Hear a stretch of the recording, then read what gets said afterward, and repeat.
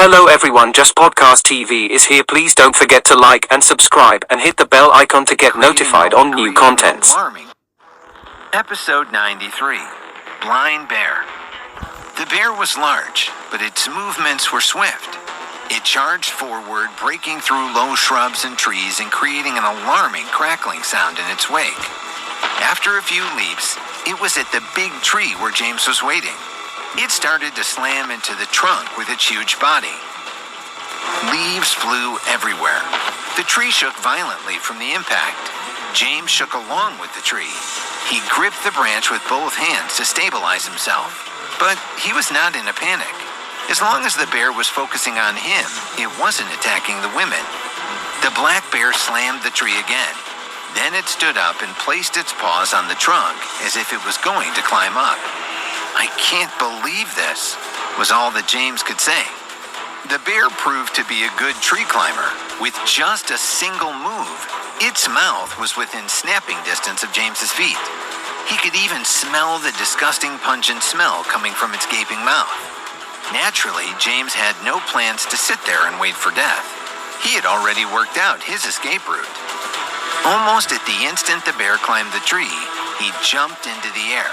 About 15 feet away, there was a clump of vines. His left hand expertly grabbed one of the vines.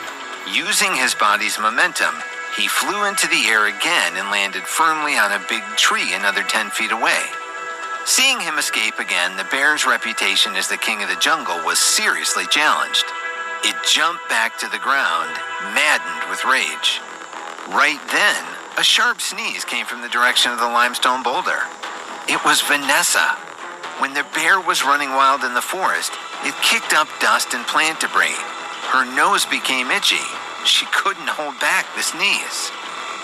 The black bear suddenly changed direction and ran straight for the boulder. James was more than 30 yards from the rock. The bear was between him and the women. "Not good," he said. The thing that he was most worried about was happening. The women were frozen in place. They were terrified. James didn't have time to think. Relying entirely on instinct, he jumped off the tree and ran for the rock. He had to stop the wild bear before it reached the girls. He jumped onto a large fallen tree, putting him at the same height as the beast. He did everything he could to attract its attention back to himself. "Hey, you bastard, I'm over here. Hey, blind bear, over here." The bear didn't change course. It continued to rush headlong toward the women. James leaped again. He grabbed a vine and swung toward the boulder, then let go and flew through the air. The black bear leaped into the air at the same time. In midair, James shouted to the three cowering women, "Run! Get out of here! Krista, throw the gun to me first." They reacted instantly. Krista stood up and threw the AK-47 to James as he sailed through the air. Then she jumped off the back of the rock and ran madly into the forest just behind Vanessa and Katie. James snatched the rifle in midair and landed perfectly on the boulder. He snapped into a shooting position on one knee. The beast was less than 10 feet from his muzzle. Its gigantic mouth emitted a ferocious roar. James didn't panic. The moment he took a knee, he aimed at the bear's eye and pulled the trigger. A tongue of fire shot out from the cold muzzle of the gun, followed instantly by another. 2 bullets drilled into the bear's left and right eyes. 2 balls of black blood instantly flew out from the animal's face. Then the bear collided into the front of the limestone boulder with a dull thud. Incredibly enough, it still wasn't dead. The bullets must have penetrated its thick skull, but they were still unable to deal a fatal blow. The black bear rolled on the ground beneath the boulder for a while before frantically fleeing into the forest, its huge body stumbling and crashing through the undergrowth. James just shook his head. "Well, I'll be darned," he said. "Now there really is such a thing as a blind bear." He took a few deep breaths to slow his heart rate, then turned toward the forest to find Vanessa, Krista, and Katie. He was concerned the commotion and the smell of blood might attract more ferocious beasts on the island.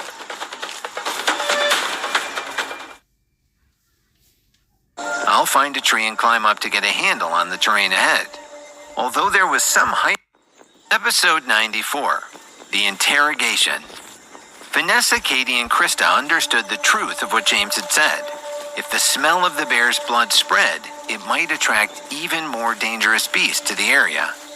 After a brief regrouping, he handed the AK-47 to Krista and continued to lead them forward. They took up their previous formation to keep watch for threats on all sides. It was afternoon now. The road ahead was dangerous. They had to find a safe place to make camp before dark.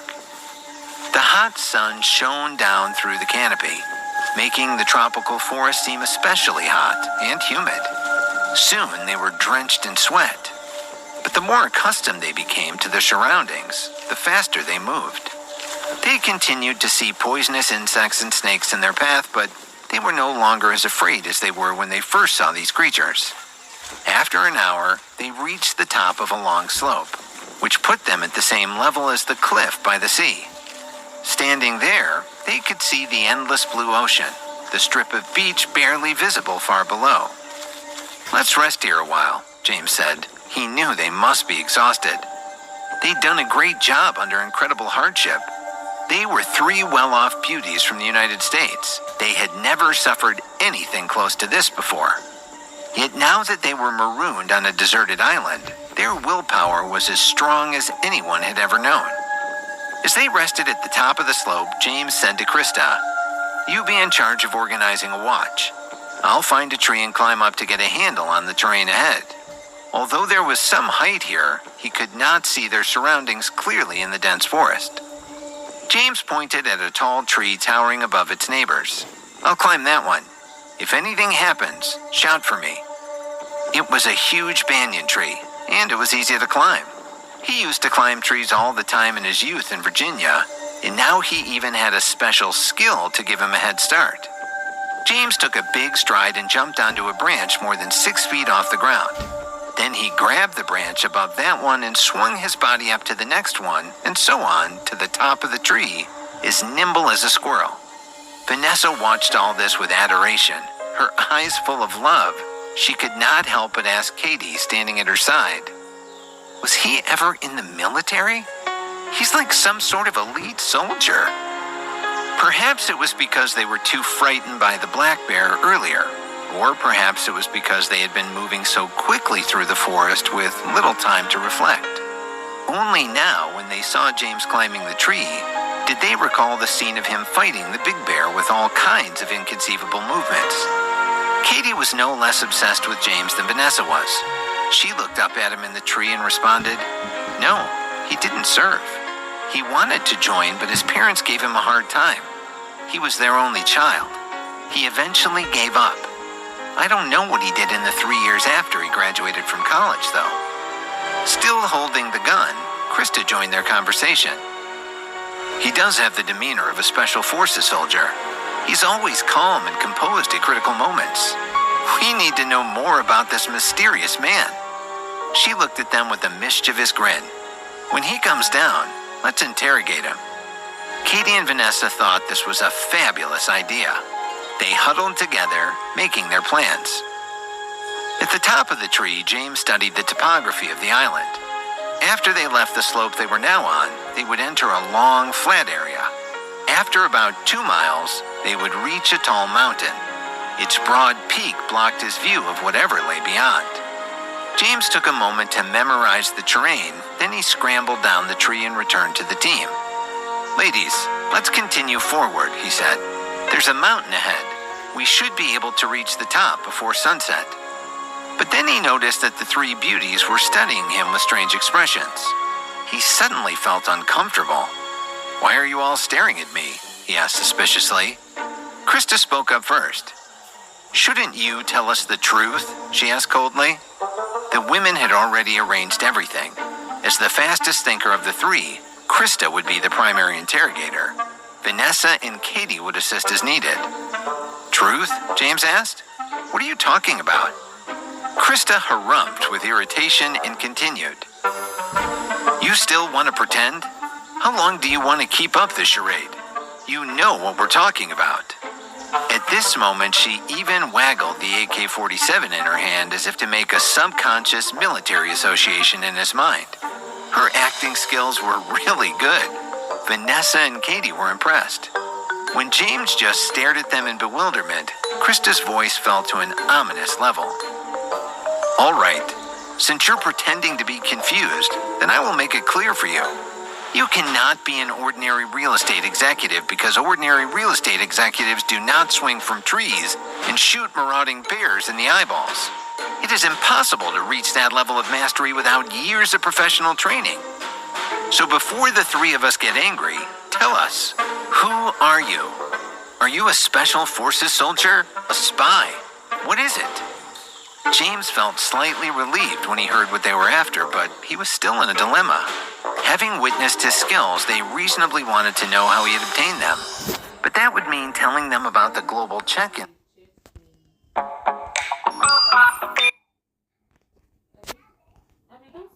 system and the special skills it awarded, which he could not do. He frowned.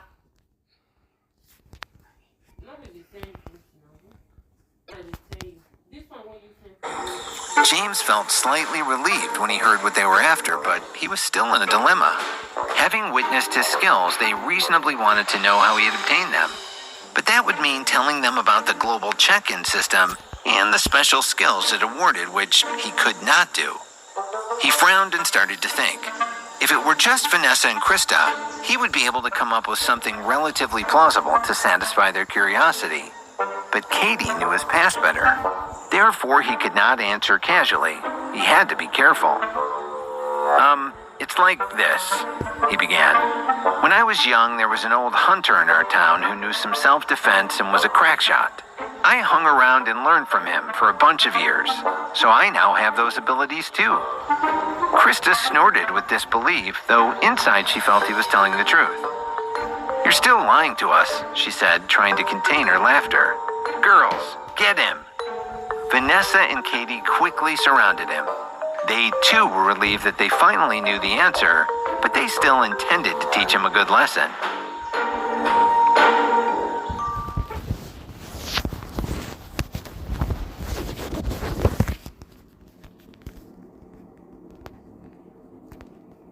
I'm telling the truth.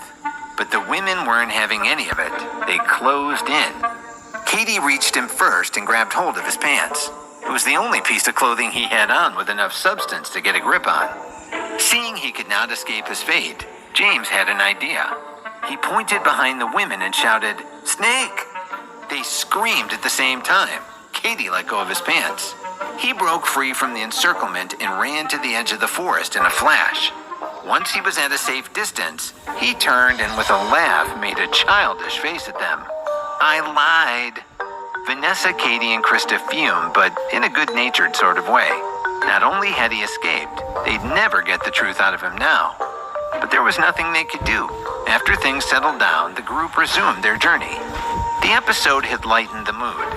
The atmosphere became much more lively as they walked, and they chatted non-stop to relieve their boredom. It helped that the path through the forest was flat and relatively easy to walk. They made good time, and the next thing they knew, they had reached the foot of the mountain.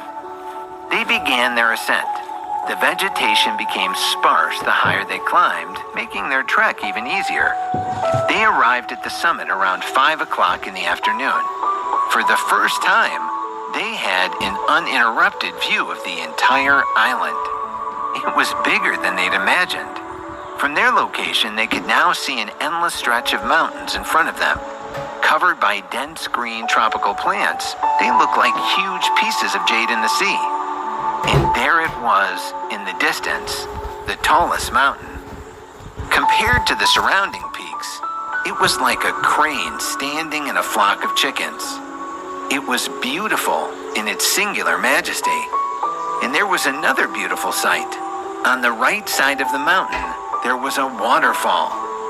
"Water!" they said virtually in unison. The sense of relief was overwhelming. There was fresh water to drink, animals in the forest that could fill their stomachs, and salt that their bodies needed in the sea. With these three elements, they could survive on the island practically indefinitely until they were rescued by a passing merchant ship. The group embraced, celebrating their newfound hope. But even though there was fresh water ahead, they knew they wouldn't be able to make it there today. James estimated it would take at least 2 more days to reach the waterfall. There was a large rock on the summit where they now stood. Offering protection from the wind, it was a good spot to set up camp. It was still relatively early in the day. They had plenty of time to make the necessary preparations to bed down for the night. James began delegating jobs. By now, he was like a god in their eyes. He'd brought them safely through so many trials and tribulations. They would do whatever he said. Krista and Katie, spread out and gather some dry branches and leaves. The more the better, but don't go too far. Vanessa, you set up a ring of stones for the fire near that rock. That's where we'll make camp. After making the arrangements, James walked down the mountain a ways. During their ascent, he'd noted a grove of banana trees. His plan was to cut some banana leaves and use them and some other materials to build a sturdy shelter before dark. If done correctly, it would withstand the cold, wind, and even rain should that occur. After all, this was a tropical climate, and no one can guarantee it wouldn't rain tonight. He wanted to be prepared for all contingencies. Half an hour later, James was back on the summit with a large bundle of banana leaves and a stack of sturdy branches. Krista and Katie had yet to return. Vanessa had already created the fire ring and was clearing a spot nearby for them to sleep. She looked up from her work and saw that James had returned. "You're back," she said excitedly. He just nodded and dropped his supplies on the ground. She walked over and looked at the leaves with curiosity. "What are you going to do with those?" she asked. "I'm going to build a shelter for us," he answered. "Great," she said. "I'll go help Katie and Krista with the firewood." With that, she hurried toward the trees below. The sun sank into the sea. At around 7 o'clock, the 3 women returned with bundles of dry wood. By now, James had finished constructing a structure next to the big rock. Looking at the exquisite shelter made out of banana leaves, branches, and vines, the women were astounded. They were amazed he could make such an impressive structure with only primitive materials. They spoke over each other as they inspected his work. "Wow, it's so beautiful, so warm. James, you are full of surprises." James chuckled. With his wilderness survival skills courtesy of the system, building a sturdy shelter was no big deal. "This?" he replied modestly. "Oh, it's nothing." Then he added with a smirk, "I learned how to do it from that sharpshooting hunter back home." That night at the top of the mountain, a bonfire crackled comfortingly next to their makeshift tent. If it wasn't for the snuffing, howls, and occasional roars of beasts from the forest below, they would have really enjoyed their impromptu camping adventure.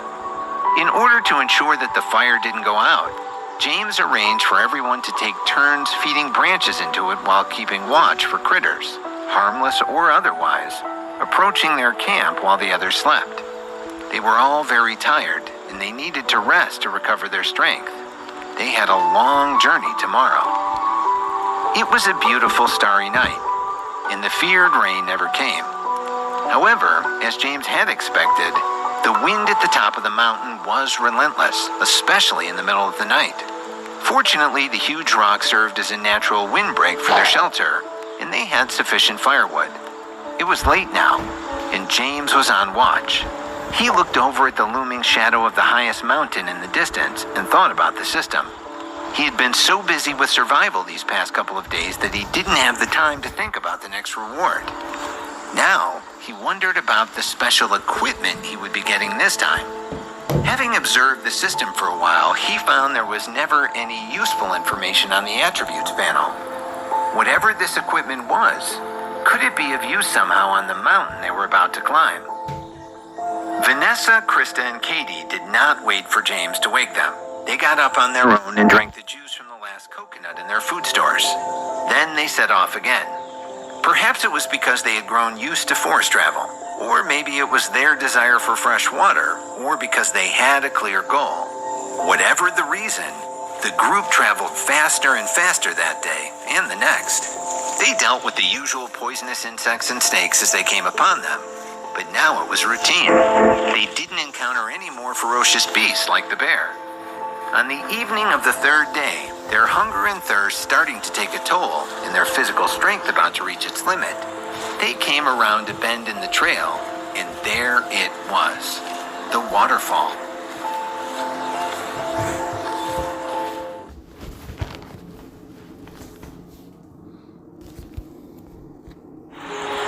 Episode 96. Thank you, God. For a while, the four of them just stood there, staring at the waterfall from afar. Then they set out at a fast clip, eager to get to its life-giving streams, rivulets, and pools they knew they'd find below it. By the time they reached the stream at the base of the falls, they were practically crawling. Their thirst had reached an unprecedented level. Every cell in their bodies rejoiced as they gulped in the clear water through their cracked lips. It had been a long time since they had access to unlimited fresh water. It was literally the best they'd ever tasted. For several minutes they drank without speaking, as if they wanted to replenish every drop of water their bodies had lost since they landed on the island. Once they were sated, they sat on flat rocks by the stream and washed the sweat and grime off their faces and bodies. James remained alert throughout. He knew very well that where there was water, there would be wild beasts. Every creature on Earth needed water to survive. As he stood guard, he studied the terrain. This waterfall was fairly high. From top to bottom, it was about 40 feet tall. The water fell into a deep pool, making an unending rumbling sound. The pool was not too big, but it had been formed by the turbulent flow of water over the centuries. From the right side of the pool, a small stream flowed into the forest below. James looked closer. The banks of the stream among the trees were bright red. That caught his attention. When he looked closer, he could not believe what he was seeing. That bright red color was actually a large patch of wild strawberries. He could tell at a glance that the fruit was ripe and ready to be picked. James swallowed his saliva, quickly patted Katie sitting beside him, and pointed. "Girls, look, we might have something delicious tonight." All three women raised their heads and looked over. As the unexpected bounty came into focus, they began shouting with glee. "Strawberries! It's strawberries! And so many!" Their stomachs were rumbling with hunger. In the next moment, the women jumped up from their rock seats by the pool and headed straight for the strawberry patch. James took up the gun that Krista had been carrying. As he walked over to join them, he was on high alert. Bears love strawberries too, he knew. The stream leading from the waterfall was dotted with sizable rocks. It was easy for them to hop from rock to get to the bank where the strawberries grew. Vanessa was the fastest, and she was the first to reach the spot. She picked a handful of berries and stuffed them into her mouth. The red juice flowed from the corner of her mouth as she wolfed down the ripe fruit. She had long forgotten to maintain her image as a society lady. Krista and Katie arrived next and joined right in, mumbling as they ate. Delicious. So sweet." Krista paused briefly and chastised Vanessa like a big sister. "Slow down. You're going to choke." Vanessa nodded and smiled, but she didn't slow down at all. She picked another handful and stuffed them into her mouth. "Wait!" At that moment, James arrived at the patch. Vanessa blinked and looked at him. "What's wrong?" she asked through a mouthful of fruit. "You have to wash the strawberries first," he said. "This is a tropical rainforest. If you haven't noticed, it's filled with poisonous insects. If any of them are on the berries and you eat them, you will get sick. Remember, we don't have any medical supplies." Vanessa nodded. "Oh," was all she said, her cute expression like a naughty child who had made a mistake. After that, everyone found a rock in the stream to sit on. They picked strawberries on the bank and washed them in the clear water, eating as they worked. The fruit was incredibly sweet. The tender berries satisfied their hunger better than anything they could imagine at that moment. James ate his share as well, feeling as if this was truly another gift from the heavens. Every time they were in a desperate situation, they always managed to find a way out. After the four of them had eaten their fill, their next problem arose: tonight's accommodations. By now, the sky had grown darker, making it unsafe for them to continue their journey. Since they now had a source of fresh water, James thought it would be a great place to establish a more permanent camp. He pointed to one of the larger rocks by the stream. "You guys, wait for me over by that rock. I'll poke around and see if there's a decent place for us to set up camp tonight." Leaving the AK-47 with them for protection, He took the axe and headed toward the waterfall. The rock face below the falls was a relatively flat cliff. From his childhood experience in the Blue Ridge Mountains, he knew he might find a cave there. It would be the perfect location to set up a long-term camp. It was getting to be twilight when James arrived at the bottom of the waterfall. He could see that the cliff to the right was relatively flat. He walked in that direction. It didn't take long. As he expected, there was a cave under the cliff about 20 yards from the falls. Its opening was covered by dense vegetation and vines. It would have been hard to find for most people, but not James. He used the axe to clear a path to the entrance. He peered inside. It was pitch black. He knew better than to rashly enter because this kind of cave would likely serve as the den for some large animal he would rather not have to tangle with. James took out the emergency lighter, found some dry branches, and constructed a hasty fire near the entrance. The bright flames lit up the entire cave. It was about 12 feet tall and 20 or so feet wide. It wasn't very deep, maybe 15 to 20 feet. The ground was flat and dry. It was an ideal spot, custom made for them by nature. To be precise, it was more of a horizontal crevice than a cave, but it was perfectly sufficient for their needs. The location near food and fresh water couldn't have been better. It was roomy enough for all of them. The surrounding rock would keep them warm at night and safe from dangerous animals. After a careful inspection to confirm there were no creatures or other dangers within, James walked back to the three beauties with a smile on his face. Not only could this place be used as a camp for tonight, they could stay here for a long time. A month, a year, he couldn't say for sure. James did not really believe in God, but this time, he felt that God had helped him.